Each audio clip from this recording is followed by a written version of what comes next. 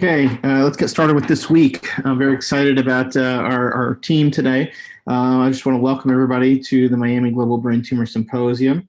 Just a couple introduction slides before we get started. My name is Michael Ivan. I'm one of the neurosurgeons here specializing in brain tumor and skull base at the University of Miami, and also the co-director of our research program. And I'm joined by my co-directors, Dr. Morcos, professor and co-chairman of our University of Miami neurosurgery program, as well as director of cerebrovascular and skull base. Dr. Komatar is the professor and program director, also director of the UMBTI and surgical neuro-oncology, and Dr. Benjamin, assistant professor and director of our skull base Keynes Laboratory and brain tumor and skull base specialist. Each week we put on these sessions. This is our 27th week since COVID started.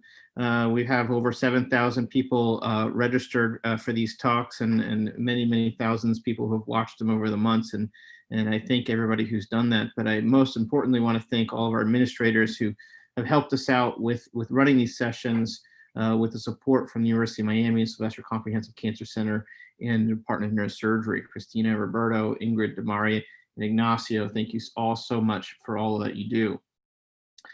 For anybody who's joining tonight, if you have any questions or want more information about the University of Miami Neurosurgery, you can always follow us on social media. We're on Twitter, YouTube, Instagram, and Facebook. Also, you can find more information about all of our Symposiums on our website.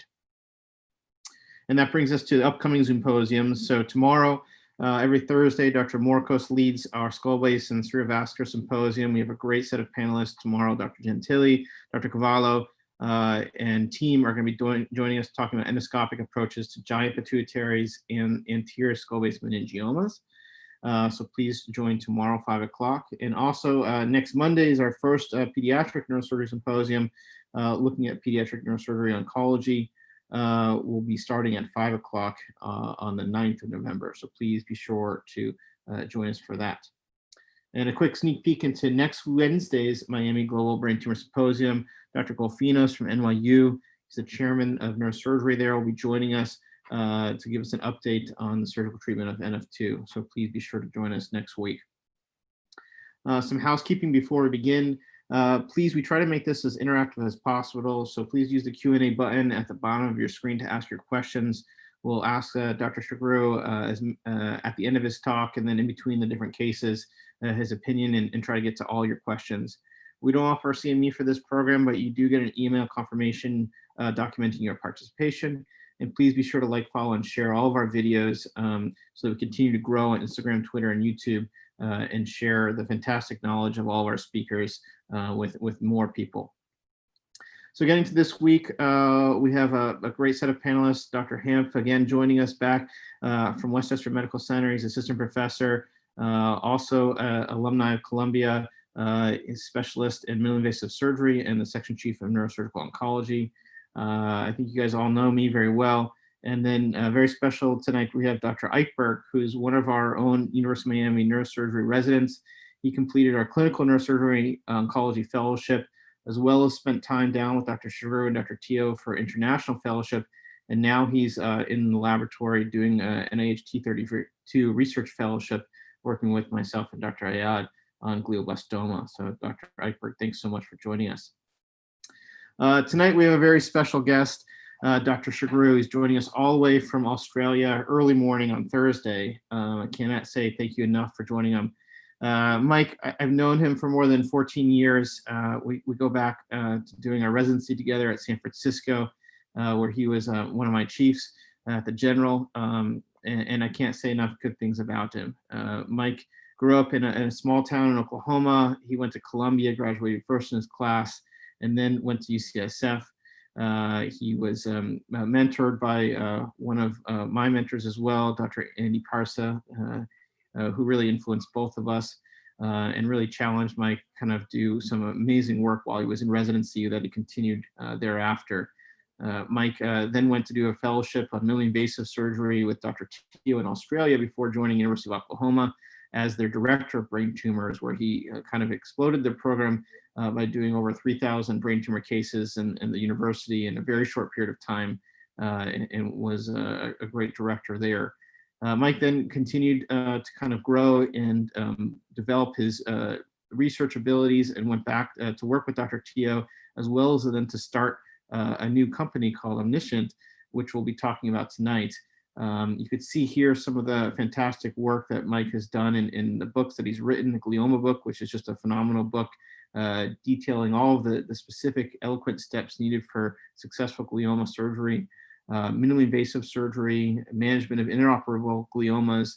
All are fantastic reads, and I encourage you to do that, as well as some of his other 200 articles that he's done, including a recent entire journal, monthly journal for neurosurgery, documenting all of his connectomes for glioma surgery.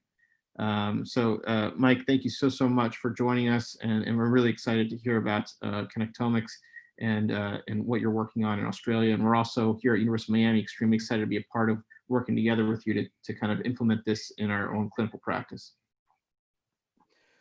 Well, thanks for having me. Basically, here in Australia, we're completely opposite to you guys. It's morning, and we're going into summer instead of winter. But what I want to talk about is connectomics. And for those of you familiar with genomics, connectomics is another omics. And it basically has profound implications. When you understand what it means, profound implications for how we think about the brain. Because what it really comes down to is we have to sit down and think about what we actually do when we remove a glioma. What does it actually mean to remove a brain tumor that is infiltrative, meaning that it can have functional tissue running through the brain? So a lot of us, and myself included, and the way we were basically taught, no one ever said this, but this is kind of what when you observe your mentors, what they were doing and how we thought about the problem, was that there was eloquent areas and non-eloquent areas. In non-eloquent areas, as long as you didn't get to an eloquent area, you were pretty well safe. You could do what you needed to do. And the main issue is just to find the eloquent areas and not go through them. And ultimately, you need to stay within the tumor, which is a really kind of a complicated concept when you realize that we know that there can be functional brain tissue running through at least the periphery and sometimes the center of some of these tumors. And the main goal was just don't cut the corticospinal tract. Probably be good if you didn't cut the arcuate Everything else, the optic radiations seemed to be important. All the rest of the stuff, we didn't think about it that much. And part of it was we didn't know what was really these things were doing, what they were connecting, and you couldn't find it anyway. It was too complicated. And so there really wasn't a whole lot of reason to spend much more time than don't cut the corticospinal tract. It's obviously a good piece of advice, so we didn't do that. One of the things that, since I was a very junior resident at UCSF, and we would do these very aggressive glioma surgeries, and the patients would walk out of the hospital and seem to be okay, and we'd all high five and feel good about it. But then if you've been the junior resident taking call and the patients call in, they'd often call at some odd hour when you were in the middle of placing EVDs and saving lives, telling you about that their family member had some bizarre cognitive symptom. They were making bad decisions, they were acting strange, and you would realize this wasn't hydrocephalus or a CSF leak or something you need to be worried about. It was just a feature of the fact that you removed this tumor. And ultimately, what has always fascinated me since that moment, and still has been a mission of mine, is what is the cognitive morbidity? What are we doing wrong, and how do we not do it wrong anymore? Because even if you go past these kind of subtle higher things, meaning the sublime goal of saving someone's cognition while it's taking out their brain tumor, we still have deficits that we don't understand, and we attribute to swelling, and sometimes they get better, or an SMA. But until we really have a framework for thinking about this, we're going to keep having this happen. And if we want to improve, the same as we improved with skull-based surgery, we need to better understand what we're doing, what we're treating, what our goals are, and to iteratively improve on our techniques. Because realistically, some patients are going to have neurologic deficits. This is glioblastoma is a bad disease, and we don't have a solution for it. And glioma is a bad disease, and we don't have a perfect solution for that either, low grades. But what we want to do is not have things that happen that we had no idea what we did wrong. And one of the things that we have to have a real good thought of when we think about the term of oncofunctional balance is we understand the onco part reasonably well. We don't know where all the tumor is, but we know most of it is in the radiographic anomaly. And again, if we take a margin, if possible, like a supramaximal resection, we can get a reasonable resection and change the natural history of the disease. We understand the onco pretty well. but we don't understand the function very well. We don't understand how the brain does a lot of this stuff.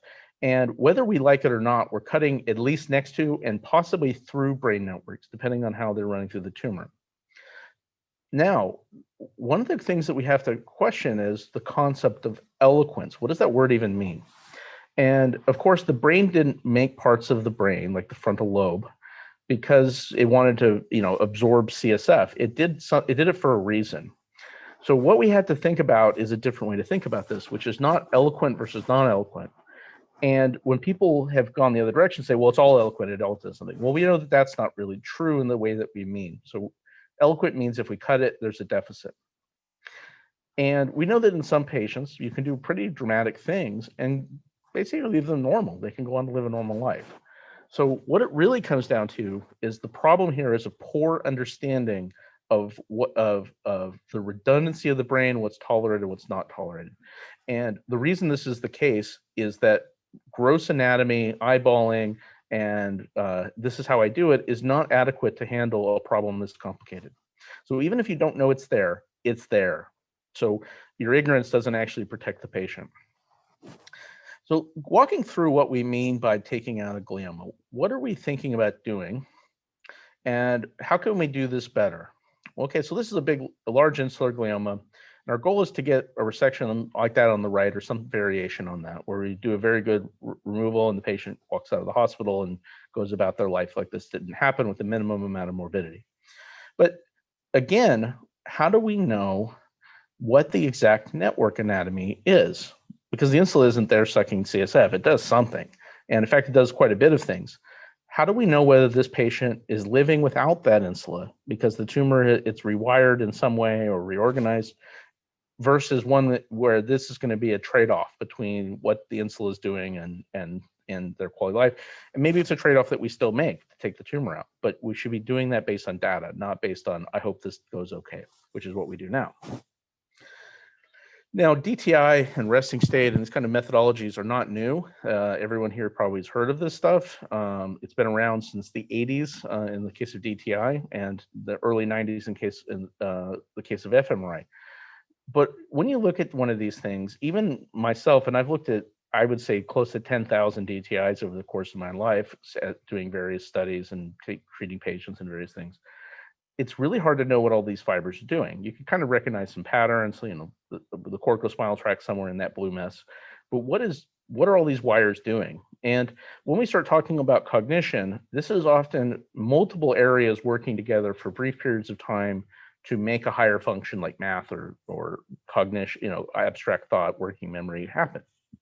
So how can we possibly, with the human brain, understand the human brain? Because if the human brain was easy to understand, would be too simple to understand it. Well, when we start tackling a very high dimensional problem, which is what the brain anatomy is, there's lots and lots of variables here. One of the first steps in any complex data analysis, like machine learning, is to dimensionality reduce. Cut it down to a number of dimensions that's tractable. And everyone here knows at least one dimensionality reduction technique. Now, there's some that are mathematical, like PCA or something. But actually, one of the ones that we're all familiar with is parcellation. So you'll know a parcellation. It's called Brodmann's areas. And Brodmann parcellated the brain, meaning he divided the cortex into parcels that he determined were distinct from other parcels based, in his case, on cytoarchitecture. But you don't have to parcellate based on cytoarchitecture. And we know that Brodmann's data was pretty good for 1908, but there's a lot of ways to do better. This diagram shows the HCP scheme, which did this based on functional connectivity and different task analysis as well as cortical thickness. What parcellating does is it gets the brain down to a finite number of dimensions that humans can understand and tackle, and it does it in a way that you can safely assume that all the parts of, say, area 44 or Broca's area are probably doing something similar to, they're relatively uniform. And we know that the brain roughly works this way. When you parcellate the brain, there's a lot of things you can do with it. First thing, you can start to make inferences on what all these wires are doing, and I'll show some of that. But also, you can take something like fMRI, like resting state, extract the bold signal at every place, compare them, and see how similar they are through things like correlation. And there's no real way to do this if you look at every single voxel on an MRI separately. And so this allows us to basically describe the brain in a way that we can all talk about something and call an area of the brain the same thing. I want to draw attention to this. This was published in Nature in 2016 by the Human Connectome Project. It's a very, very rigorous paper. If you read it all end to end, it's about 500 pages long. And there's a couple of things I want to point out. So if you look at the two brains at the top, the left is a flattened brain where they've expanded it out. And the right is the folded version of this brain. And notice that every single little boundary is describing an area that's functionally distinct from its neighbors. And they vary in sizes. But what's more important is there's some things that really show the inadequacy of how we've described parts of the brain. We describe them in terms of gyri, which of course has a big problem in the sense that everyone has different patterns of gyral and sulcal patterns. But I think a bigger one is there's areas underneath the operculum that do something totally different than the outer surface of the opercular cortex. There's areas like this area RSC, which sit in the inside the callosal sulcus that we don't really pay a lot of attention to. There's areas like area 46, which crosses onto two different gyri. And there's areas like 55B, which is an incredibly important area. It's a unique non-Broca speech and language area that sit inside of a sulcus that we never saw that. We didn't know it was there. And so all of these things show that how by really thinking about things in terms of the visible anatomy, we've held back our ability to actually make progress. The brain does not care what you call a gyrus or a sulcus. It just puts the function on the cortex wherever it needs to do that. And so we need to really start to understand and talk about the brain in the way that it really is and not in the way that's simple for us to do. And so when I read this paper, I was very influenced by it. And as Mike mentioned, we started doing anatomy because this is one thing that I found when I got into the field of connectomics. There's some really, really smart people. Many of them have physics backgrounds doing very complex math to understand the brain, but very few of them really care exactly where that area was. But we're neurosurgeons, we do care where that area is. So we wrote anatomy of this. And without going into all of it, I'll touch on some things that we've learned from the connectome. But I think one of the things that came out of it when I first started showing it to people is they all said, well, this is impressive work, but there's no way I can learn all this. And what are we going to do with this? It's too much information. So I started working on that problem because I'd like to take critical feedback and do something with it. And the first question is, how do we find those areas in a brain of a patient that we're treating? Now, in a normal person, in the research world, there's a technique called atlasing. So atlasing means that you take a list of regions, and these are the different parcellations of HCP, and you warp it onto the brain. You shift it and warp it till it fits the brain that you're on. And this is pretty well. You can see that it missed a spot here, and it missed a sulcus here, kind of. It does pretty well with this, but what about that? And one of the things I found out when I first got in the field very quickly was if you put a brain tumor patient through the open source software that people do research with, it just crashes because they make assumptions about the shape of the brain. So what I want to show is a video of what we did to help crack this. And this is a technique called reparcellation. We developed this over 2 years ago, and we've spent a lot of time working with it. And it's designed to tackle this problem. So if you take the brain, and what we want to do is assign areas. We want to say parcellations because they're going to tell us about function. So let's say that you're looking at Broca's area. Well, we know that it's going to be about there, but it's going to be different a little bit in everybody. So what we did was we took the machine learning knows the DTI, and it looks at every voxel one at a time to see who are they connected to. The machine learning knows that that's a voxel of 44, and this one is not because one talks to Wernicke's area and the other one does not. And it looks around there, so even into voxels that are not part of the initial assignment, and says, maybe I shouldn't put that one into the boundary. And when it finishes doing that, you now have a parcellation for 44 that actually is specific. Now, in a tumor case, the initial parcellation assignment will be in the tumor. So it knows that that voxel doesn't have any connections to Wernicke's area, but that one does. And so it allows you to, because it's not making assumptions about the shape or it only bases it on connectivity, it's able to handle this problem. And what that means is pretty significant. So this means that we can parcellate anybody regardless of their shape. And when you combine this with high quality crossing fiber tractography like constrained circle deconvolution, which is what you see here, with edema correction, meaning that we've taken the free water out of the scan before we've processed the DTI. You can actually start to see stuff in the tumor. So this is a low-grade glioma in the SMA, and here are fibers running through that tumor. And here's the language system showing that tumor. Now, in this case, what this is indicating is that there are functional areas and fibers going through this tumor. Now, that doesn't always happen. Sometimes it is just tumor. Sometimes there's tumor on the boundary. And sometimes you get this. What we don't know is that those fibers are doing the same thing. They may be that the body is compensated, but it certainly seems like this is something we're thinking about. One of the questions that we have with a project that we're doing, which Miami's part of, as well as numerous other very world-class centers, is tackling what's called the glioma connectome project, which is aimed to answer this and other questions, which is, what happens if you cut those things out? Does that matter? Does it not matter? We don't know, because we've never been able to see this before, but clearly this raises a pretty significant challenge, which is, well, what do we do now that we know that it appears that the SMA is in the tumor? Now, another question is, how do we actually use this practically? And as Mike pointed out, I wrote a book about this. Part of it was because I couldn't find any books that described really how to use network-based anatomy, and I had to figure a lot of this out on my own because I got very interested in this about 10 years ago. And what we basically thought of, and again, I got this idea talking to Hugh Defoe and kind of modified it because he's not a tractography person, as most people probably know. I personally think that it's always helpful to know, and you can always change your opinion on the reliability of the tractography based on your judgment, but it's never you're never really better with less information. But either way, we think about what you're doing in a glioma, you're making a cut between what's going to go and what's going to stay. So why did we pick this cut?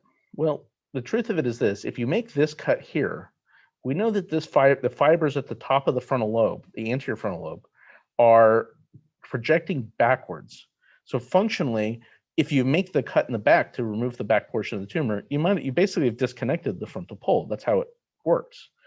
And so you might as well get the benefit of oncological resection and supramaximal resection. On the other hand, if you look at the lower left corner, the orbital frontal cortex is not in that diagram, and that's not accidental. It's not an artist's rendering. It's because the orbital frontal cortex connects differently. It connects through the IFOF, and so you actually haven't disconnected that. So what we did there is it's a combination between supramaximal resection, getting the benefit of where we say that, well, if we've made the decision to sacrifice the function, we might as well get the oncologic benefit, but to not make those decisions based on non-anatomical or thinking about the brain as a blob. It's not a blob. We know that that's not true. One of the things about connectomics is because we can look at these networks, we can now see things like the fact in this big frontal glioma that there are no function in this tumor. It's basically just tumor except on that boundary. You look at that medial boundary in the center column, you can see that there's default mode network that's draped over it. Now, the question, of course, now is, can you save it? This is the same as, can you save a facial nerve and a facial nerve schwannoma? Different question. That's a clinical question. But what we know is that this is at risk. And if this patient has some of the symptoms of a DMN dysfunction, which are non-trivial, the DMN is pretty much one of the most important networks of the brain, as I'll mention, then we're not surprised by that. So what this means is not always that you don't take out the tumor. It's that you make those decisions based on data. And so oncofunctional balance means you consider both of them and you decide where to put the line, not that you don't take this out. So in this case, how you would think about this surgery are these three cuts, because you're cutting with three networks. And once you've removed that, then you've basically converted this into a meningioma case, more or less, once you've made those disconnections. But if you think about it in terms of disconnection, number one, you always are getting the adequate resection because you're always up against something that there's a reason you can't cut out. And the second thing about it is you're obviously not going to just accidentally in the middle of this swipe across one of these fiber bundles with the CUSA, because you actually start consciously making that disconnection. And that's a different way to think about it. But this is technically what you're doing, even if you start in the middle of the tumor and work outward. One other thing that we started doing with connectomics is a novel strategy called interventional neuroablation. And what that term basically means is utilizing things like non-invasive brain stimulation, where we as neurosurgeons actively look at the connectome and utilize non-invasive brain stimulation to try to make patients recover quicker. So for those of you who are not familiar with TMS, it's an FDA-approved treatment. It's approved for depression and OCD. We use it off-label, and it's basically sends a magnetic pulse into the brain. It's painless, and the risk profile of this, it makes it one of the safest neurological treatments that we know of. What we also know is there's 143 randomized trials covering close to 100,000 patients that basically shows that the safety profile of this, of making people worse, is extraordinarily low. So we began looking at this in an off-label fashion in brain tumors, which the concern had been for a long time that these patients would have seizures because of the brain tumor. And part of this was because this was pioneered by psychiatrists who, would freak out about the fact of having a seizure in their clinic. Whereas for us, we can handle this a little bit more. So we took some risk. We've never had a seizure. And what I can say is that while we don't have class 1 data, I can say that we probably don't need class 1 data for some of the cases we've seen where people have recovered significant amount of function. So the real question is, how do we utilize this to get better results? But I think that it's safe to say that this is very helpful. So how do we pick targets and how do we think through the case? Well, these are complicated. First, you have to look at someone's structural connectome. You have to say what's missing. Because obviously, if you cut the corticospinal tract, there's no way that brain stimulation is going to re-anastomose that. So if you cut the arcuate fasciculus, you might be able to get language to happen around that, but it gets a little bit different of what targets are available, what targets are not available. But also, if you see that there's structurally intact brain, sometimes it's still not communicating correctly. It has abnormal functional connectivity, meaning that the fMRI shows more information on how to tackle this. And when you work together and you look at the connectivity matrix, you look at all their regions and you compare their bold signal, and you look at a correlation. Say, are they firing together? Or are they not firing together? You can start to get a lot of insight into what's called functional connectivity. And the type of data sets that we create with this are huge. You can see that this is a very big graph.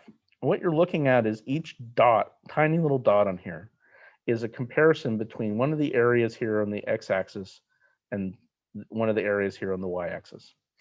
And each one of these are different regions of the brain. So there's hundreds of thousands of comparisons going on. If you look at the time point data, it gets up to about 25 million variables. But the key issue is that by dimensionality reducing this, we can basically look at, and we know who these characters are because we've done a lot of research on it. And so we can start to look at things like saying, what does the language system look like? On the left is a normal language system. It's mostly red. And on the right is an abnormal language system. It's mostly blue because this is a patient who has a tumor inside of Wernicke's area. It's a glioblastoma. So you can actually see that the language system, because it's a network, should be firing together and it should be red, but it's not.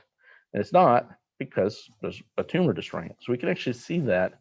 But more importantly, each one of these columns is a place in the brain. This is the laryngeomotor cortex, and we can stimulate this and actually try to wake it up. So we created some tools to do this. And what you're looking on the right is a machine learning tool that looks at the functional connectivity data, compares it to normals, hundreds of normals, and tells you what's abnormal. And that's what's in red and blue. Those are areas that are talking too much and too little. So it takes a very complex data set and makes it understandable. It's still not that this is trivial, but what this means is we can start seeing things, like in this case, this is actually a patient with anxiety, but it shows you the example. We can actually start to see the functional connectivity problems in patients and link them to anatomy and take action. Another question is this, getting to the question of how do we preserve cognition? This raises a question of what do we mean by eloquence in the first place? Well, we mean if I cut it, there's a deficit. So how do we look at something like that and start to answer the question? Well, you can basically take the DTI, parcellate it, and make the brain into a graph where each dot is a parcellation and each line is how many tracks go between there. And you can measure things that are measures of what are called hubness. Hubness is how many different areas are talking to you. So this area has a hubness score measured by what's called degree 3, because 3 things talk to it.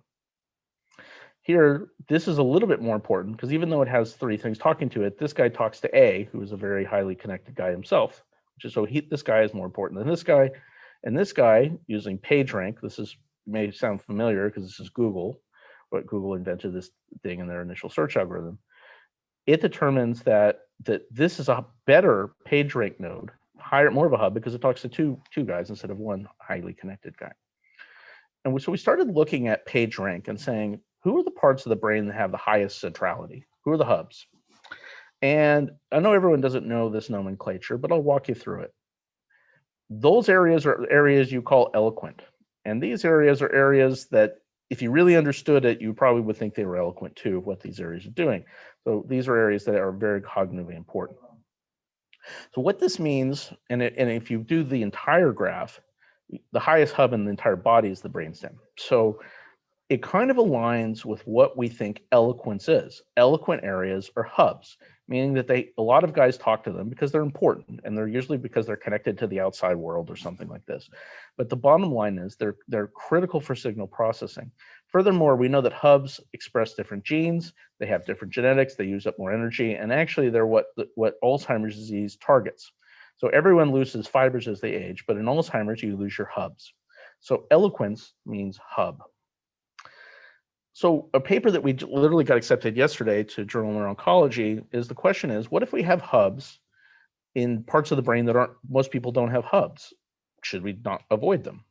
And we don't know the answer to that. But we can actually show hubness and show individual variations. So this is actually a group of 87 people. And on the y-axis, this is every area ranked by how much of a hub is it in a normal person. So the brainstem is at the top and some esoteric part of the medial parietal lobe is at the bottom. And then each one of these are different people. So what you're looking at is in the green, in these little lines, we've ranked them and put them as a color. So if you're the number 1 hub of that person, you're green. And if you're the number 379, you're dark red. So what you can see is that almost everyone has the same basic key hubs, brainstem, cerebellum, etc. And then when you get down here, you start seeing that it starts to slowly become redder because there are more, these are not hubs in most people. And it's fairly consistent. I mean, look at this. What's interesting is if you zoom in, which I'll do for you guys, you start seeing these really highly ranked hubs down here in the red in some people, which means that for most people, this is not that important. But for them, that's a hub. If you look at that dark green, this means this is probably ranked in the top 20 hubs of the brain, but it's in a place that you normally don't think about. And so we don't know what the clinical effect of that is. That's what the Glioma Connectome Project, one of its goals is say, does unexpected hubness explain to patients who look fine but don't go back to work because we've actually taken down a system that we didn't understand? Don't know, but it's a way we can measure it and see it. So again, I've cut down my anatomy section for this talk to try to stay under time. I think one of the things about it is, if I went through all of my anatomy slides, we could be here for literally 3 to 4 days. I've taught courses that go that long. But in the interest of time, I'm going to try to give you what I think are really the key points of network thinking, because I want to try to give someone something they can take home from this. And people have spent a lot of time recently talking about white matter and bundles and things like this. But the truth of it is, white matter study is a means to an end. I've never had a patient say, "Thank you, doctor, for saving my iPhone," but they have thanked me for saving their speech.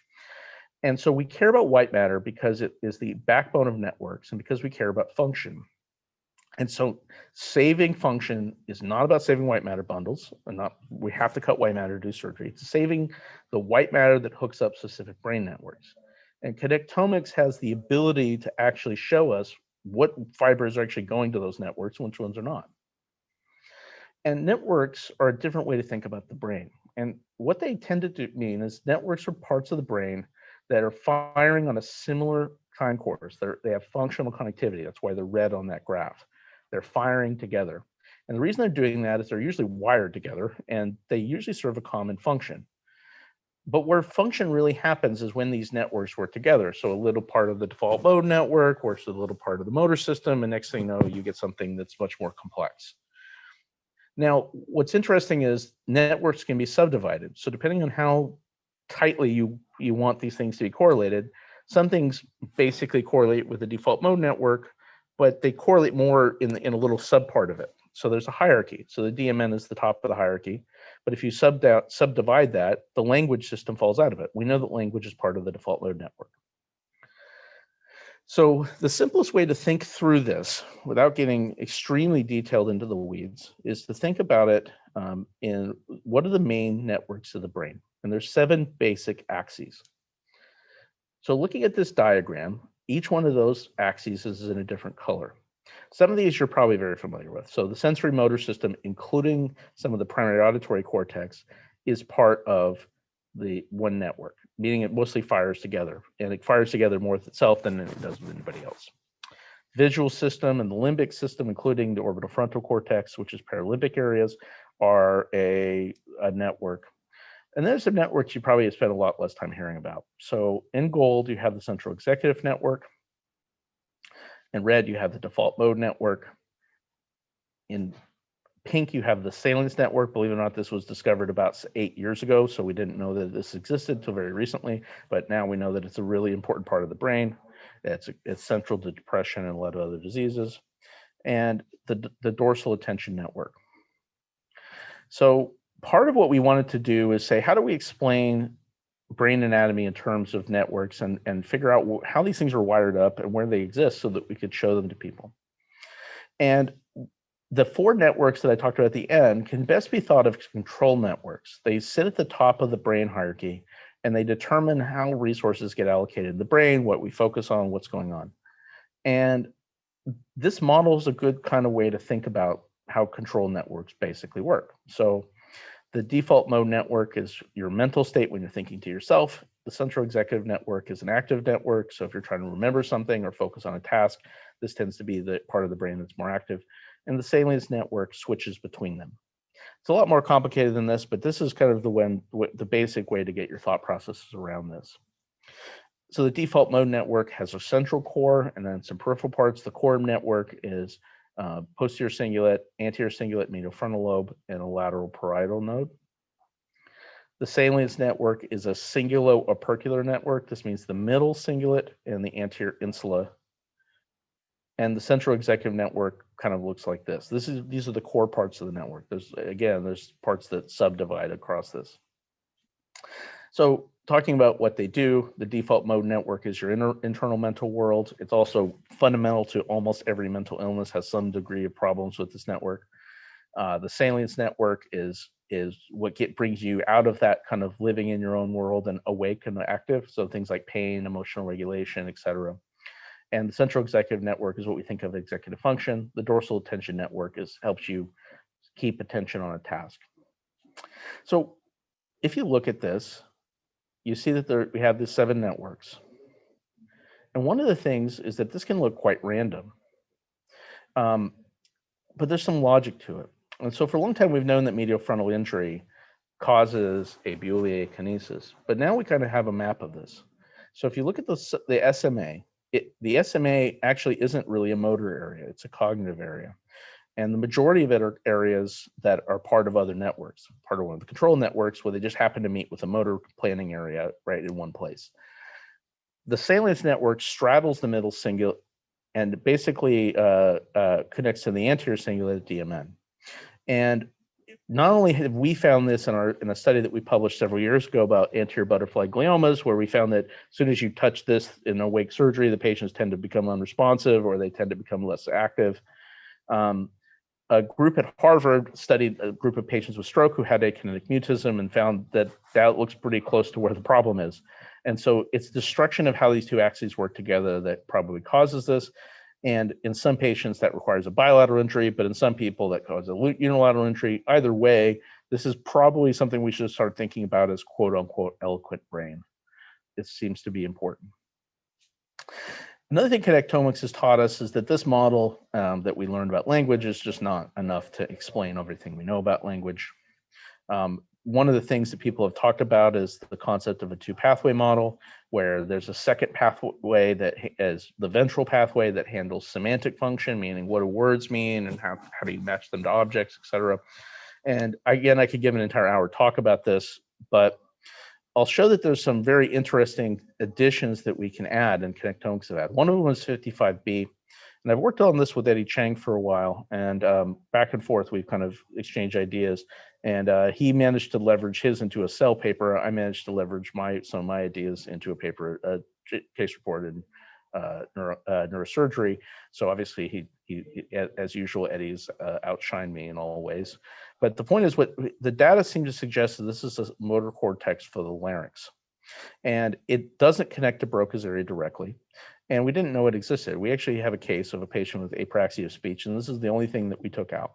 So it seems to be real, and Eddie has some pretty compelling data on this as well. So if you start looking at all of the things that contribute to making normal speech and normal language, notice that they're different things, we start getting a much more complicated picture. And we just published a review on this in JNS. And basically, this is kind of a closer model of all the things that probably work to make your speech both fluid and fluent and comprehensible and have good syntax, etc. So this is a lot more complicated of a model. And the only way to really display this kind of model is to have the kind of software that can really go into this and find these areas and show them to you. And as we begin to start looking at cognition, what we have to understand is that these things like math and reading and things like this are amazing that they happen. They happen because different networks talk to each other, and there's specific white matter bundles that help parts of the DMN talk to parts of the CN in certain combinations for certain periods of time. So I know that was a rush thing, but I want to leave you with something that it's hard to unsee. So if you look at this, you say, how in God's name could I possibly learn all this? And I'll give you one thing that when you look at this, it looks chaotic. You know, the motor system looks pretty clear and the visual system looks pretty clear, but the control networks are all over here. And how can I memorize this? Well, it turns out that this is not random. So let me show you what's really fascinating. Okay, so if we go through the 7 networks, CEN is in gold, DMN in red, salience in pink, DAN in green. Okay, so if you look on the medial side, you see that pattern. That is, it looks random, but it's pretty striking that that looks like something that's a repetitive subunit. Furthermore, when we start looking at the DMN, you notice that you have this pattern where you first go from posterior cingulate to anterior cingulate. You come on to the lateral hemisphere. You go down to the opercular and insular region, over to the parietal lobe, and down to the temporal lobe, like an S. Now, look at the CN. You start around the posterior cingulate, you head anteriorly, you come onto the surface, you go to the parietal lobe, and you come down to the temporal lobe, like an S. And if you go to the salience network, posterior, anterior, insula, parietal, temporal, like an S. Now, the dorsal tension network is a phylogenetically older network, but it has sort of a partial S. Now, it would seem that that's kind of a coincidence until you look at how do these networks express in the cerebellum. And this is work by Randy Buckner at Harvard. And they were trying to find this in the cerebellum, and they mapped these networks to the cerebellum.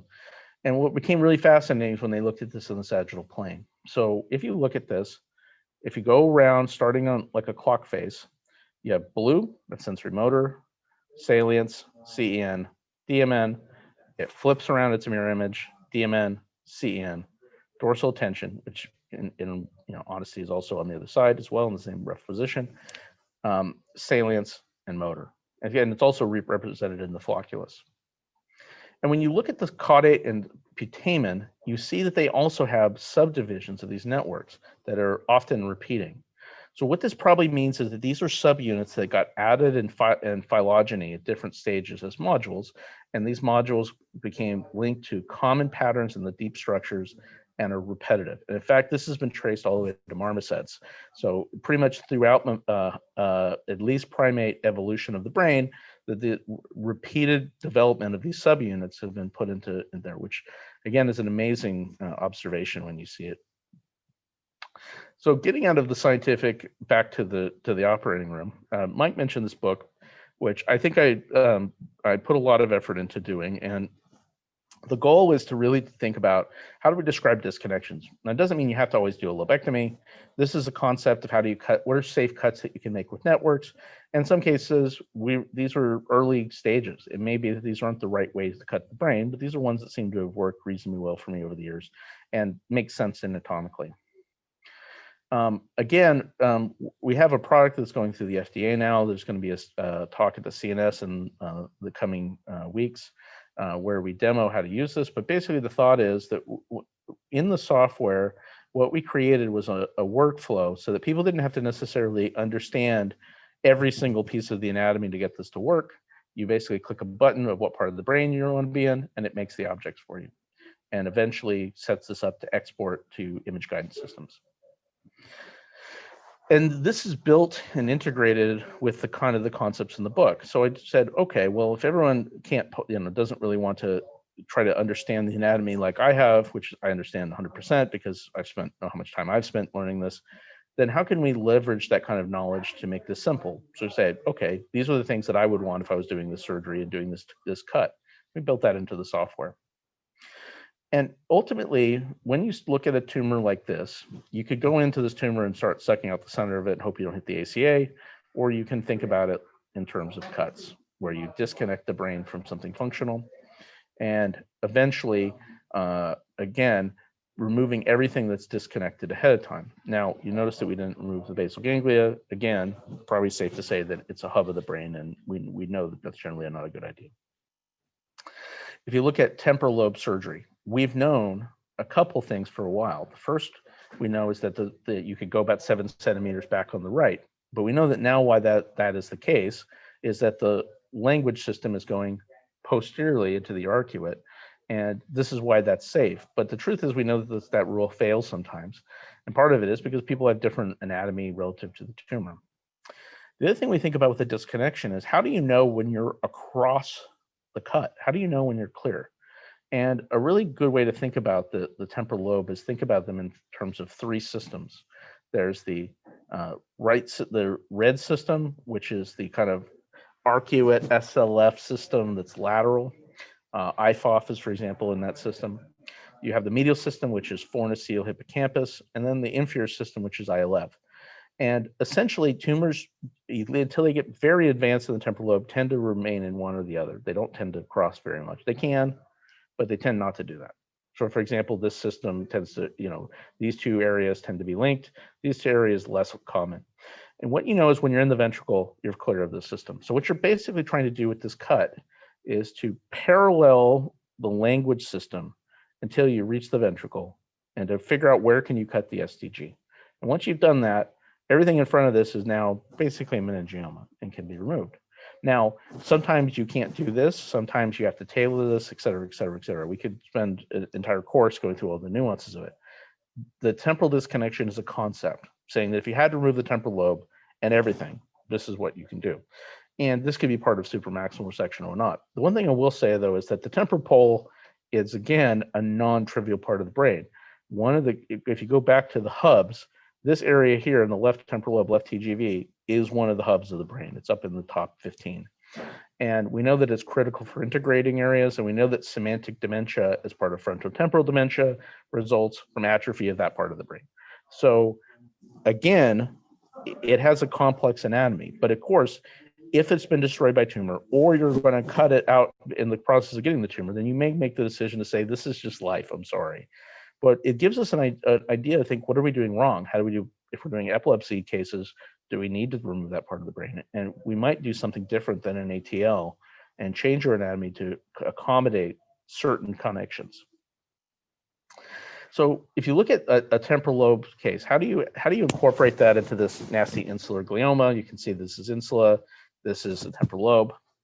And here's the anatomy that we have. Now, again, here in the red and green is the neglect system. We now know the anatomy of that. This is what it looks like. You can see that in this case that the IFOF is attenuated and it's really distorted by the tumor. This is the normal IFOF. And again, you can see CSD tractography provides really good connections because it can handle crossing fibers in a way that DTI cannot. If you look over here, you can see that here's the corticospinal tract running over the top of the tumor. So while you could hit that, it at least gives you an idea of what you can take, what you can't. So you know that, for example, this is face motor cortex, and you need to make these cuts.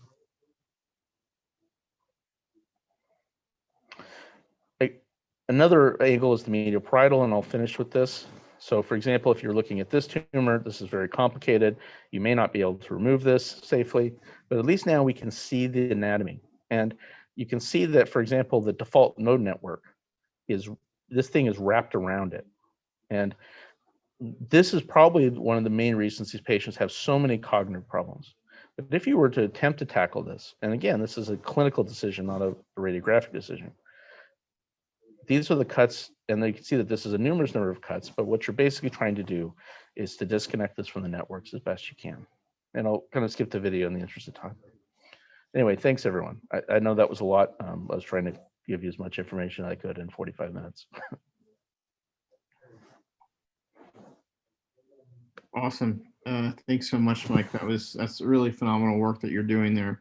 Let me just answer a couple questions here before we get to the cases.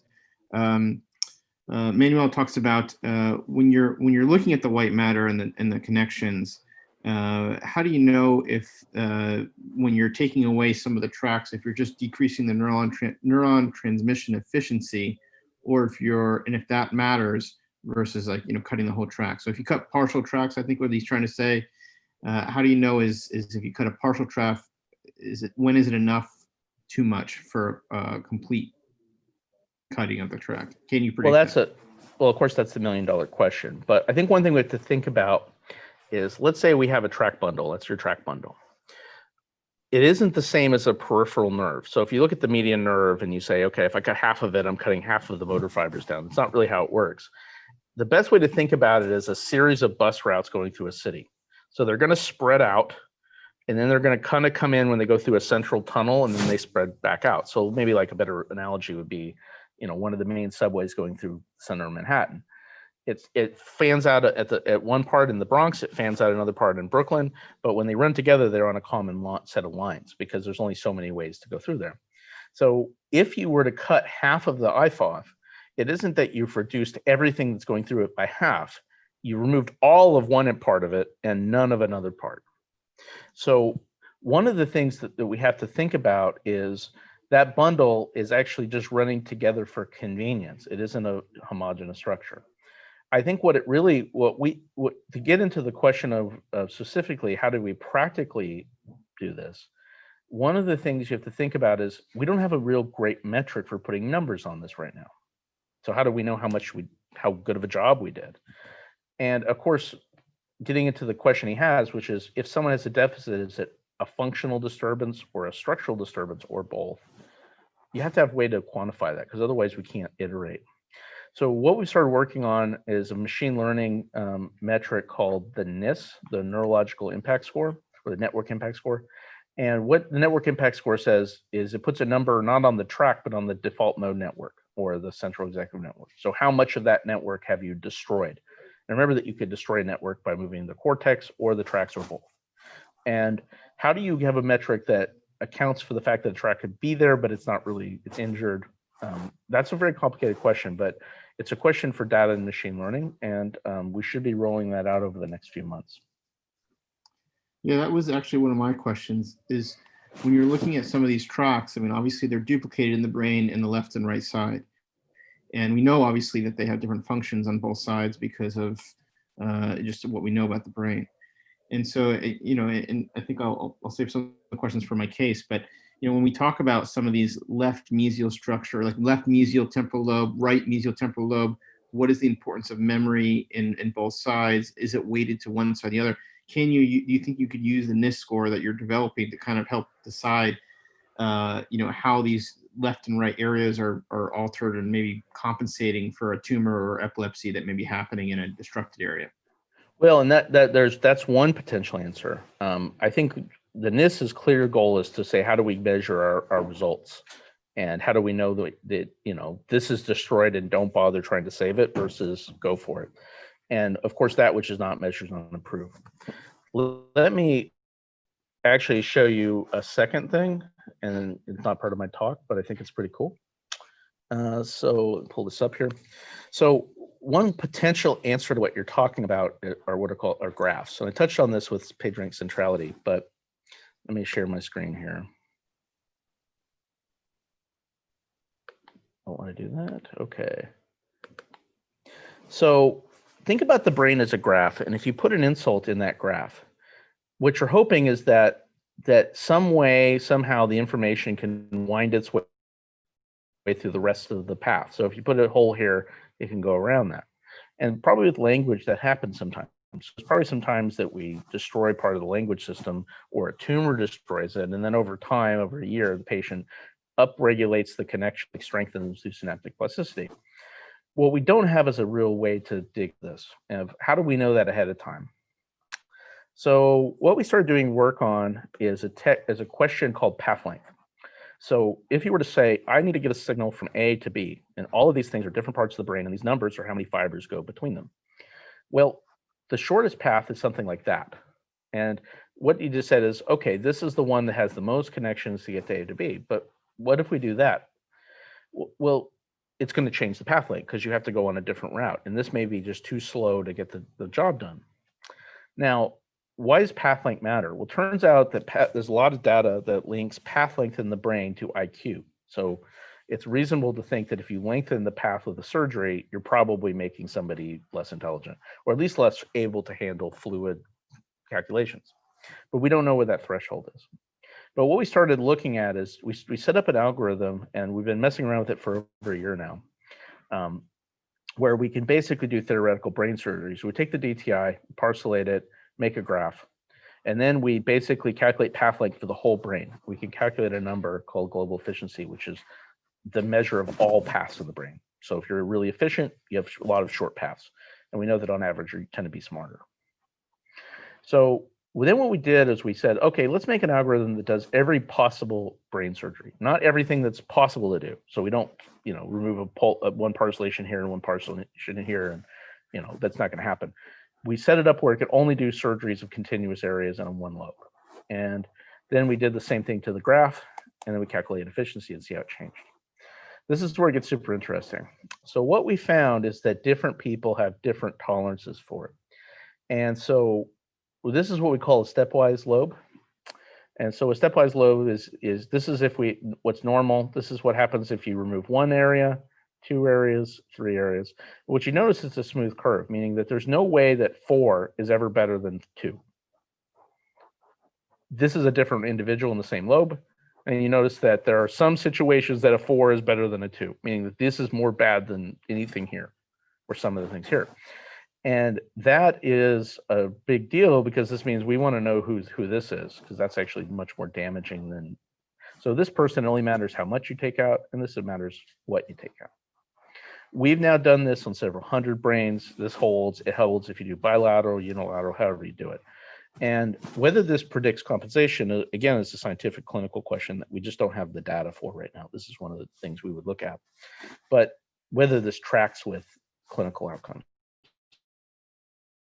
But I think it highlights a key point, which is tolerability. It really comes down to, is there a way for the information to navigate the graph of the brain and get from target A to target B if you remove that area? And that's not something that we're going to do with the naked eye. It's computers that have to get involved. Really rational way forward, which we might be able to know that ahead of time, that, wait a minute, hold on, you can't take this or it's going to just knock everything off. Whereas other people, don't worry about it. Just take out as much as you think you can, and they'll up to here, it'll be fine. And when we start talking about supramaxillary sections, from an oncology standpoint, it makes perfect sense to take margin. We know that gliomas, as much as they tend to be quote unquote diffuse, most of the time at diagnosis, they're mostly close to the tumor. It's just a margin issue, like breast cancer. We just can't take enough of a margin. But of course, the margin in this situation, we're starting to run into networks and other consequences that we may not necessarily understand. And this gives a potential way that we can tackle that. Awesome. Before we get to any more questions, let's get to some of our cases. Simon, do you want to go? Yeah, sounds great.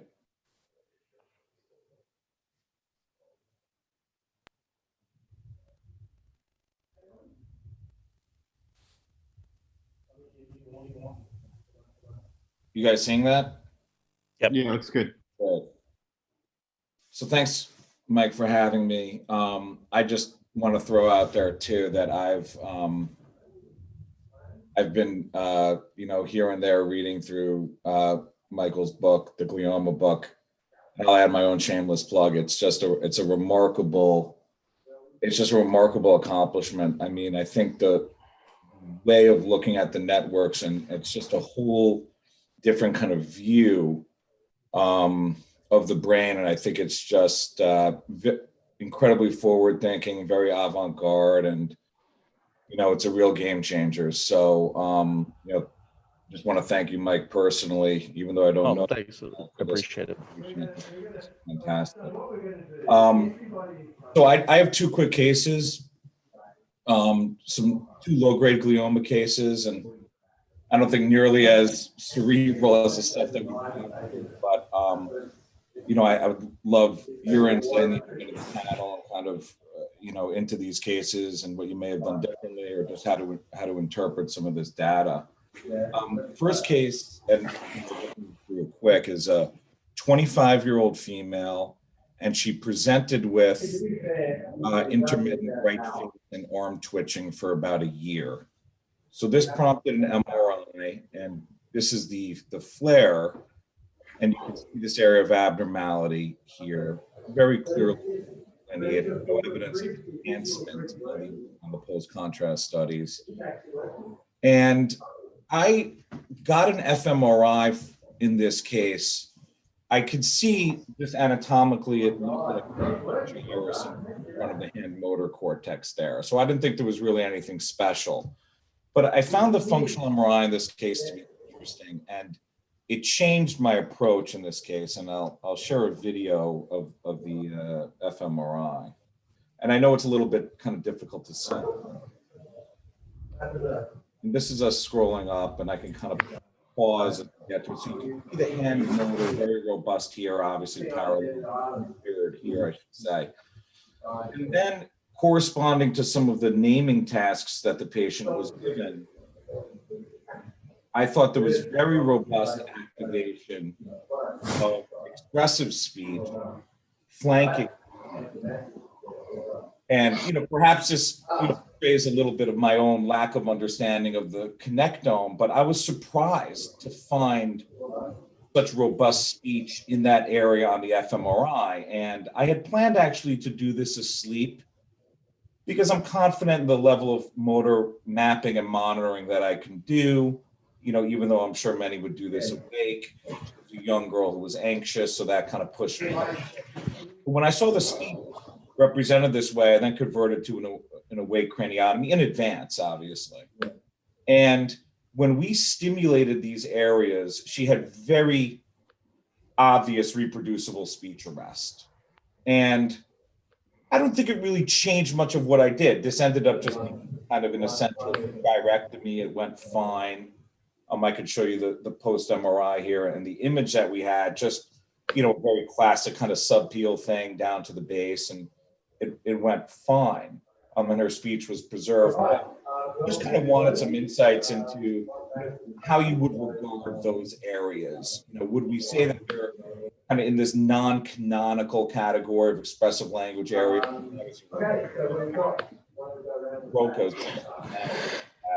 Would you regard them as supplementary motor area representations of speech, laryngeal motor cortex, even though we're a gyrus in front? And I just kind of wanted to get your insights on that. And also, just in general, I think you would, the panel would agree that this went well, but there are times where delineating the depth of some of these low grades can be very difficult. At that point, the navigation's out the window. And is there really anything that's what I find in my low grade resections could be a challenge, that kind of blend. And when you get into that white matter, it can be very difficult to find, the limit of it. So I just was, looking for some insights there. Well, so that's a fantastic case. So what you can counter there is 55B. That's exactly where it's located. It's in the precentral sulcus, and it's right in front of the hand motor cortex. So it's in front of it's not in the motor cortex, it's in front of it. And because it sits in the bank of the sulcus, we haven't seen it. But if you look at it, if you go into the fMRI literature, it's always been there. We just didn't take it seriously. We thought it was noise.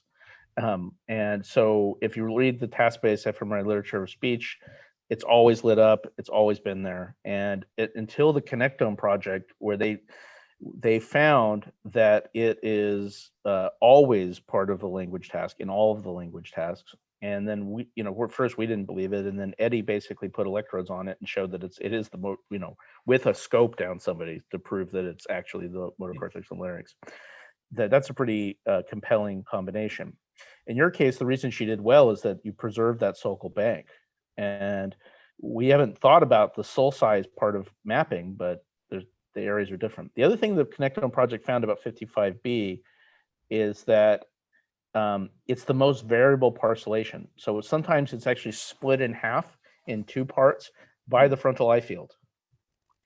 And so they found that was the hardest one to be certain that they were correct on. But the truth of it is, when we went back and looked at all sorts of ways we do fMRI processing, it's usually there. And so in your case, what you have is, you have a very good evidence of that. And in that situation, it shows you that this is a language case that we would have not normally thought as a language case. Right. I'll share you a case that we had really quick. So I did this case 8 years ago, or 6 or 7 years ago, very long time ago. And you can see the tumor, same kind of basic place, not very big. We basically did this asleep, thought this couldn't be anything. And this guy basically this is a grade 3, but he's been under control for years now. Never recurred, never had any complications of radiotherapy. Lives alone, takes care of all of his ADLs, works as an accountant where he sends advice by email detailing financial transactions, but cannot talk. He can't phonate. And Eddie didn't believe me when I said this, so he sent out a linguist to Oklahoma, and they spent 6 hours with them and said, nope, it's only the larynx.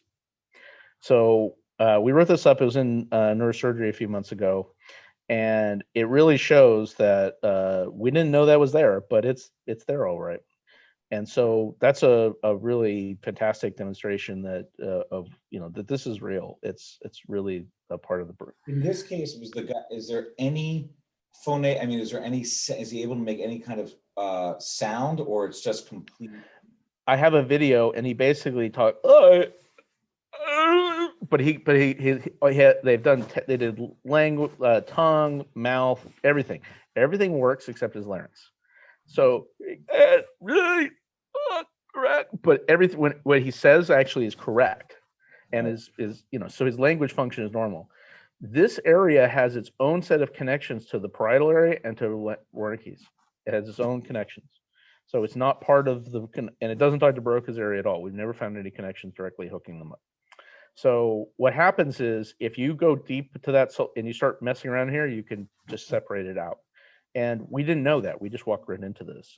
But we didn't know what happened to him for years. I just thought, this is so strange. Like, what did I do wrong? This is in the language area, blah, blah. Truth of it is, we didn't know better. I didn't know that barrier was there, but it's there, all right. And you kind of proved it. So yeah, that's awesome. I mean, that's a really great case. Yeah, it was a wild one. Let me go quickly to the other one, because I know the other guys want to present. Hold on, let me reshare.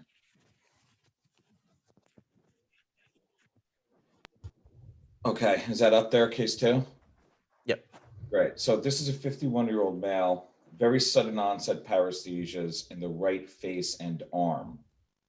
Resolved, and then 1 day later came back. Otherwise, before this, had no issues, totally normal guy, works as a construction worker, but had no complaints. So came in, got this MRI. I'm obviously just showing you a slice here. So a large left insular, low grade here with significant temporal involvement as well. So here's there actually were 2 punctate areas of enhancement as well. Here's the FMR. So yeah, let me just back up a little bit. So what stood out to me in the radiologist here was what we interpreted as arcuate or SLF, and how much it seemed to kind of run into this tumor. Not obviously all the way anterior, but the anterior extent here is pretty dramatic. And, ultimately I'll show you the sagittal here, where the radiologist ended up kind of marking some of this as well. Very kind of thick and robust, and obviously here's a tumor, but it really kind of projected into the mass. I did this operation with the patient awake. He's bilingual, Portuguese and English speaking. basically every single area that I stimulated along the operculum led to speech arrest. It was a remarkable number of positive gyri, except that the superior temporal gyrus was pretty silent. So I was able to take that and kind of get into it. But, one of your illustrations from the book and what you had earlier in the talk, where you're just kind of retracting up on the operculum to get into the insula, is how I did this. It became very challenging to see far forward and up to do it. And he did have pretty significant issues after the operation with language. Here are just some basic questions pertaining to this case and that fMRI. I mean, obviously the first question here, you have your own system and with Omniscient and just your experience with looking at DTI. But, I think for those of us out there who, do DTI with some degree of frequency, I think there's still a challenge in pinning down kind of what these fiber tracks are, even for the neuroradiologists who are performing these studies. And, if you were to encounter something like this, with that level of overlap, if you will, how much is that influencing you beforehand in terms of what you think you can remove, or how closely are you paying attention to that during the actual operation? And, I mentioned here too, since there appear to be fibers connecting with the SLF posterior to the main area of tumor overlap, does that area of presumed intact connectome embolden you to get a little bit more aggressive, thinking that, there may be some redundancy? And probably the idea of redundancy is probably moot based on your connectomic impression of the brain, but it's still a little bit rudimentary, but that's, a basic concept that I've kind of adduced in these circumstances. And just this general idea that I think we've kind of, grown somewhat accustomed to the concept of low-grade gliomas displacing fiber tracks and not so much invading. Now, obviously, you just showed a few examples in GBM and the splenium there, where that's just not the case at all. But just in general, you don't have to necessarily answer the question so specifically, but a sense of kind of what this case, how you might have handled this case, and some of your thoughts on what these fibers represent and how you may have, respected them or violated them accordingly. Well, yeah, I mean, the answer is this. This is the kind of stuff that we need to, as neurosurgeons, to be talking about more often, which is not when we had some case that we got a GTR, it looks phenomenal, but the case where you had to go and get a brutal stalemate to get 60% out. Because that's the cases where you really, really understand where the challenges are. I think one of the first things is this. The arcuate you have looks accurate, and one of the challenges you have to understand, that's the difference between a tract and a network, right? You don't know which fiber is actually, because there's other things running in the arcuate, right? The arcuate connects parts of the operculum to other parts of the operculum that have nothing to do with language. Mm-hmm. What the tractography in this situation helps you to say is, hey, there's probably a problem here at getting some of this operculum off, and it's going to be somewhere around here where I'm likely to encounter this. So I might have to have a backup plan to not go transopercular. It's obviously easier to remove the operculum. It's very hard to get up to the circular sulcus and insular gliomas with the operculum on there. I mean, it's possible, but it's a lot easier when you have some of it off. But in this case, you just say, man, that's bad. I might not be able to get that out. And remember that the information has to get there somehow. So what we found in a paper we published in Operative Neurosurgery several years ago is the DTI isn't millimetrically accurate, but you should ignore it at your own peril. It's pretty, it's going to be around there somewhere. What DTI does in the situation is it frames your thinking. So if you think about the brain as this amorphous blob, the challenge in glioma surgery is constantly putting anatomy into this situation because you don't see it and it's extremely complicated. So what it allows you to do is to put anatomy into your thinking so you can think about this like you do any other surgery. And it's a constant struggle because, we know how complicated the cerebrum really is. As far as how often are we seeing fiber tracks in the low grade? And the challenge with it always was, how do you know that if there's no tracks, that there's nothing in there? And without free water correction, it's challenging because sometimes you just see a hole there and you don't know whether this is there or not. What I will say is that when we've seen cases where we've had free water correction, and we haven't had it that long, there are some cases where the IFOF is smoked and the patient seems to be doing fine without it. And it's usually those tend to be oligos. Things like Astros or some of these other things often can have stuff running through them, and there can be a mixture of some pure tumor and some infiltrated part. So the answer is, I don't have a knowledge, exact number, because we just haven't had it long enough to have enough numbers, but my gut is somewhere like 60-30, and it really depends on how dense the tumor is. If it's just pure gray mush, it's probably not functional, but there's certainly stuff on the boundary that's just going to be basically brain with some tumor in it. Right. I mean, it was a grade 3 anaplastic astro, and yeah, a lot of it. I'll tell you that there was really, in this case, I mean, I'm sure you've encountered this too. I was really able to develop quite a plane around a lot of it. I mean, it was just very difficult at those kind of superior and anterior reaches with just retracting the operculum. But, there were definitely significant functional, really language-related issues after the operation. We had a neuropsychologist evaluate him before and after, and he's recovered, but, definitely took a hit. It always takes balls to do language cases, because they're going to look bad, if nothing else, because of swelling. But with rehab, and even with TMS too now, you can often get these patients significantly better, but it never feels good when you have one of these brutal stalemate cases. But you just have to trust that if you did it right, they will usually get better over time. Yeah. Thanks again. Thanks, Simon. Great cases. And great outcomes as usual. So while Dan gets his cases up, 2 quick questions is one, in that last case that Simon presented, when you're talking about the SLF along the backside of it, there's a couple questions coming in. Do you just go based off of the DTI, or are you doing additional mapping and throughout these cases for some of these non-motor, non-speech pathways? Or are you totally relying on the imaging to kind of stay out of them if you feel like they're important? Both. You want to use both. Again, if Mitch Berger taught me one thing, is that if you have 2 adjuncts, they can both improve the patient's care. What's the benefit of using one?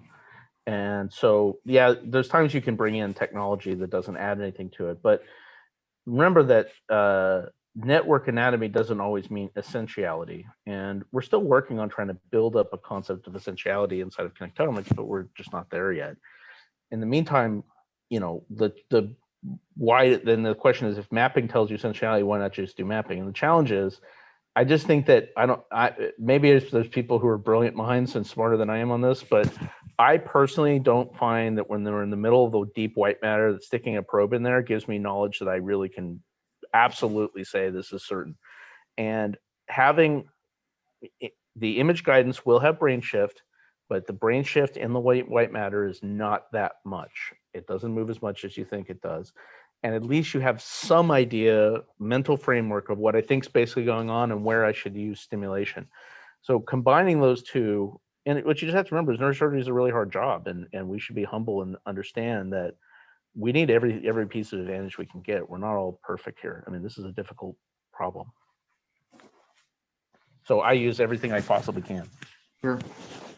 Okay, Dan? Okay, can you hear me and see my screen? Yeah, looks good. We can indeed.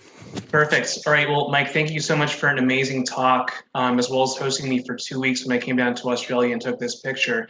I really think it takes someone very special not only to understand and pioneer this very complicated area, but also to simplify it, both through textbooks and through the omniscient software to enable sort of the rest of us to understand this very important and burgeoning field. So thank you for your efforts.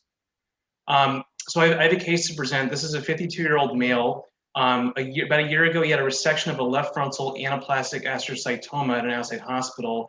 He also had 36 sessions of radiation therapy and chemotherapy. And he presented to us neuro intact, just with a concerning surveillance MRI finding showing increased flare volume near the resection cavity. So you can see here in the bottom left corner, just sort of increasing flare volume and sort of the left superior frontal gyrus. Really no contrast enhancement, but just over serial scans, increased flare volume.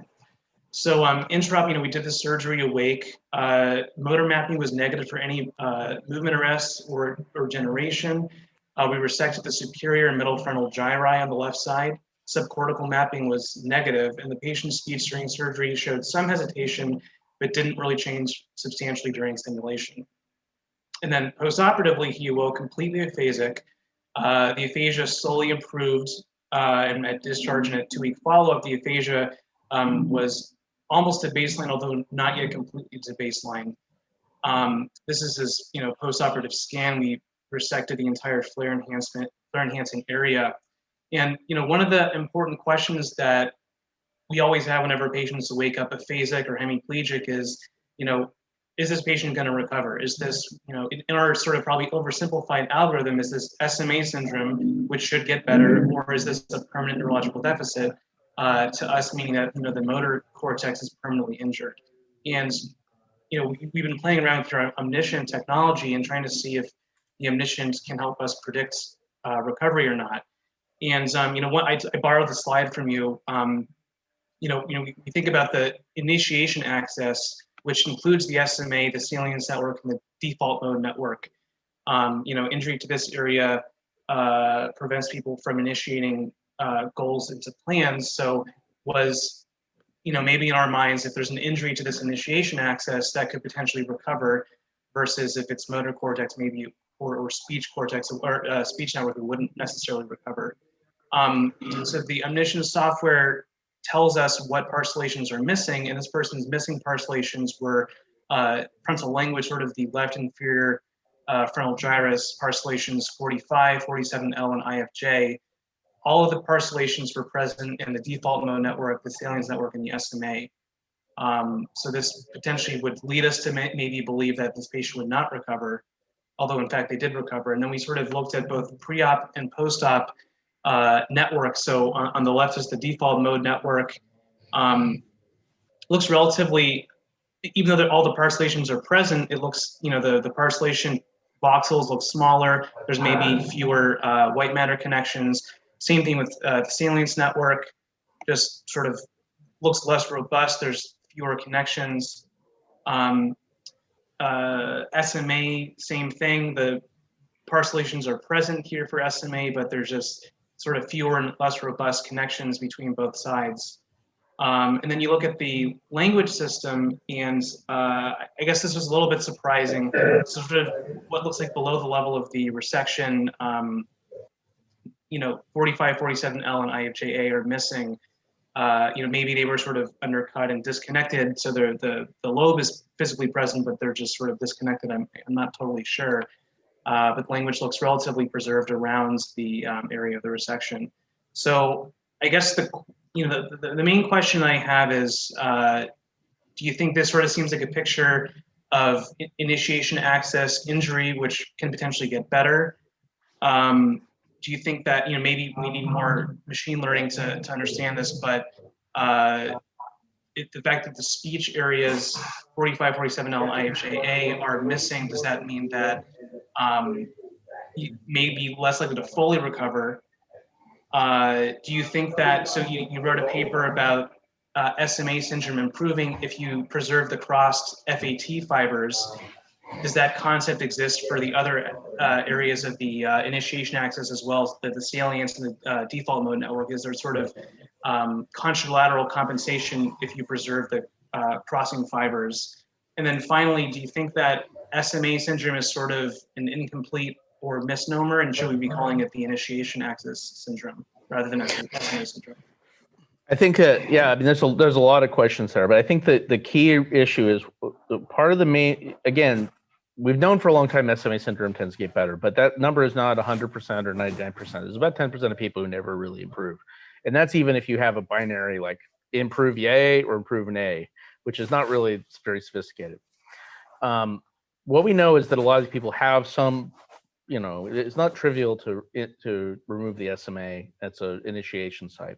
But we know that at minimum, there has to be something else that takes over. And our best theory is those are the crossing fibers of the crossed FAT. And if you go back to your image, you definitely seem to preserve some of those crossed fibers. And you also seem to preserve if you look at, see that, for example, there's what probably happened is you trim back some of the SMA, and then he's learning slowly to utilize the other side. As far as the other, the missing parcellations, it's something we can help you guys with. It's a technical issue about the voxel size, and we can correct some of that. We were talking about this the other day, But what it really comes down to is, in this particular case, is what is the minimum necessary to get a recovery? We don't know the answer to that yet. That's a glioma connectome thing. I think that one of the real ways that we can start to learn this, though, is start to have numbers on it. How much of the SMA did you actually take out? How much of the initiation axis did you take out? If you look at this case, you still preserve the anatomic framework of the default mode, but it could be, working or not, right? So then there's some fibers there, the parcellations are still there, and that's great. And that may be enough for that to function. The salience network in this particular case is relatively posterior and it's still connected.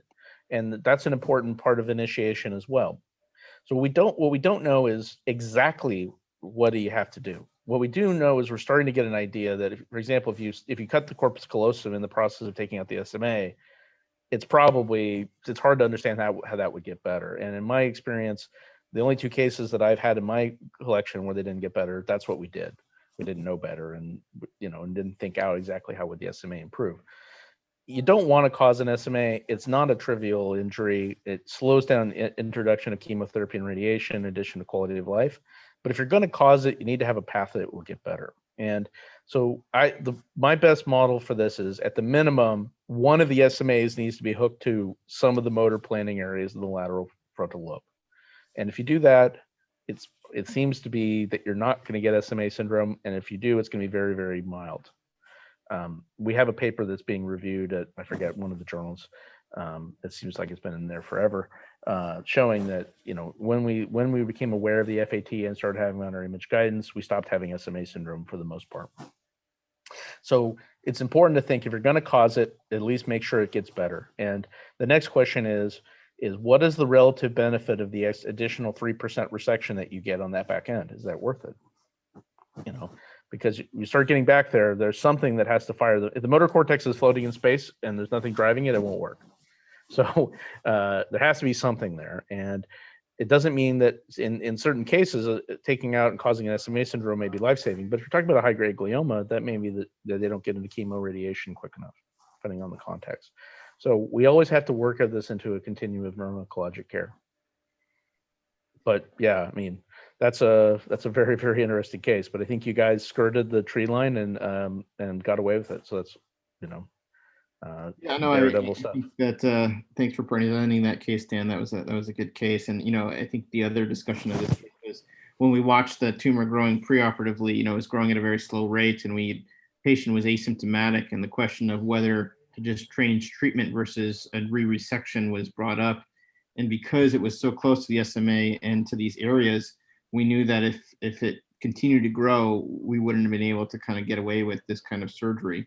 And that therefore pushed us more towards a surgical approach rather than a just changing treatment and seeing how he would do treatment. And so, I remember your guidelines is not to take the corpus callosum with the SMA with the fat. So we were very careful. You guys did a fantastic job saving the cingulate gyrus as well. That's pretty solid. Yeah. And that's probably why he's recovering. You've given him enough framework to initiate at some point. And I don't think any reasonable person would say, hey, I don't want to have a deficit for a couple of weeks to survive. But what you don't want to do is you basically get a great resection, but then they wish they were dead because they can't do anything. And we haven't really spent a lot of time thinking about the medial frontal lobe, but I can tell you just on my gut experience, this is the place where I've had these cases where they wouldn't count on the score of hemiplegia, but you don't feel good about yourself. Right. For sure. All right. Let me share my screen there too for the last quick. I'll try to make mine quick. Mine's a little bit more technically less challenging than the last two. So, but thanks again, Mike, for talking to us. It's just an amazing amount of work that I think most people would take a lifetime to do, and you've done it in such a short time that you should really be congratulated. This is a case, I'm not only am I doing tumors, I'm doing some epilepsy work here at the University of Miami, and this is a case that kind of combines both of them, and it really highlights the importance, I think, of understanding the connectome, because in this case we had a really young patient, 22-year-old, with a very low-grade tumor and epilepsy that was refractory to medicine, and I think these are the cases where the patient's going to live for another 60, 70 years, and any kind of subtle deficits is really going to be amplified. This is early on in my practice, and I think now I probably would have done this case a little bit differently, but this is the scan. So he presented with epilepsy that was localizing to both the right temporal anterior and posterior lobe, and had this small flare abnormality in the posterior mesial kind of temporal lobe behind hippocampus here, very minimally enhancement, and it had already been watched for like 2 or 3 years, really not changing, but he'd already been maxed out on 3 epilepsy agents and was still having seizures 2 to 3 times a week. And so the recommendation was then to do surgery. And so here's the coronal scan here, just showing kind of how tucked in underneath it would be in, I guess, the blue area of your talk, Mike. We got a functional MRI just to confirm dominance, which was obviously on the left side in this gentleman. This was before we had DTI tractography, but we also do here is we do PET scan for our epilepsy cases, which showed that there was perhaps some interatrial focus in the lesion. We also looked at the volumetric analysis of the hippocampus, and we found that the right side was slightly enlarged, but not within significant value. And then, for epilepsy cases, they spend a lot of time for neuropsychological evaluation, and I'm not sure why that hasn't taken off for tumor surgery as much as we would like. But so we looked at his emotional behavior, we looked at his intelligence. He completed high school, he had great intelligence. We looked at the dominance on the right and left side, and we say that basically he has good verbal memory scores on both sides and intellect on both sides. And the red is the blue is the right side, and the gray is the left side for both visual and verbal memory scores. So I'm not going to go through all the details, but just both sides were working well in this gentleman. And so so the idea was that basically, he has seizures. We know it's coming from the right side. EEG was localizing to it, and he has a fairly good cognitive score. And so the question is what do you do here? What is your surgical approach? Is it tackle the lesion, or do a right anterior temporal lobectomy, do laser to just the lesion for the actual area itself? How do you know exactly what to tell this guy who's just about to start working in the workforce? What is going to be the impact of his visual and auditory learning and memory? And so I think, how would you tackle this now, I guess, with the connectome and the omniscient kind of software with making some of these decisions? Well, I think the first step is that we have to acknowledge that the neuroscientific literature has shown that the temporal pole is not some just, piece of temporalis muscle. It's doing something important. Now, that doesn't mean you can't get away with it. We know we can, but there's not that there's no consequences for taking it out, because it's in a major integrative site. It's a major hub of the brain. So I think that given the experience with lit, and it just comes down to the discussion, but the truth is, if you swing and miss with lit, it's not, you end up doing the open operation you do anyway, and you haven't lost a whole lot. So I would personally try lit first and see what happens. The question then, of course, is do you do the hippocampus or the amygdala or both, and or just the lesion? And of course, that's the $1 million question. I think that one of the challenges with it is we're still digging into this, and I have a student this is their project this year, which is talk about getting into the hemispheric asymmetry issue with connectomics. People have done it, but what specifically is different? And it turns out there's not much. There's only a handful of parcellations that change affiliation between the sides, and none of them are in the temporal lobe. And so it's interesting when you say, how would you assess the load of this? But one possible explanation is graph theory, and where people have done some studies showing that if you were to take the lesion, or let's say where the focus is, and you were to go and map out a graph of everything that's connected to, and say, I'm only going to take out things that have this much connectivity to that area in that graph, whatever that is, you actually get better seizure results, at least on a very small level. Now, this is with the ECOG and not fMRI, and so make sure we understand that. But the second thought process is that at least would tell you what you need to disconnect, because again, ultimately, you don't necessarily need to destroy the entire hippocampus.